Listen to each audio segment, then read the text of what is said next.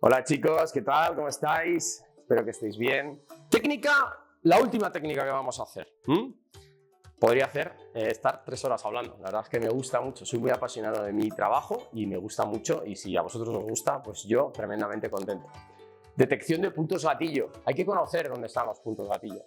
Entonces, si tú te vas a un punto gatillo, un punto doloroso que irradia, por ejemplo en el glúteo, te vienes aquí, lo pulsas y acortas el movimiento en un silencio neurológico en extensión.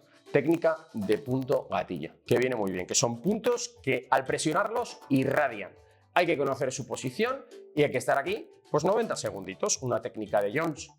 Cuando hemos terminado y ya ha dejado de haber irradiación por la pierna, pues soltaríamos nuestro punto gatillo. Los puntos gatillo también son susceptibles a ceder si se les da un masaje reforzado, continuo, en el movimiento de 2-3 minutitos, hacia un lado, hacia el otro. ¿Por qué os cuento esto? Porque muchos tenéis el punto contractural, ¿no? Tenéis una contractura en un punto.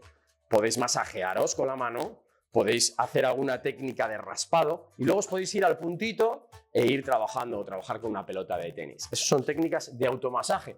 ¿Queréis que haga un vídeo de automasajes? Así que va a molar. Pues lo vamos a hacer. Así que, lo dicho. Como os digo 1.000.000 de veces, ¿a que no sabéis lo que os digo yo al final de los vídeos? Pues lo que pone ahí. Hasta la curación y más allá. Adiós, adiós. Uy, el pollo.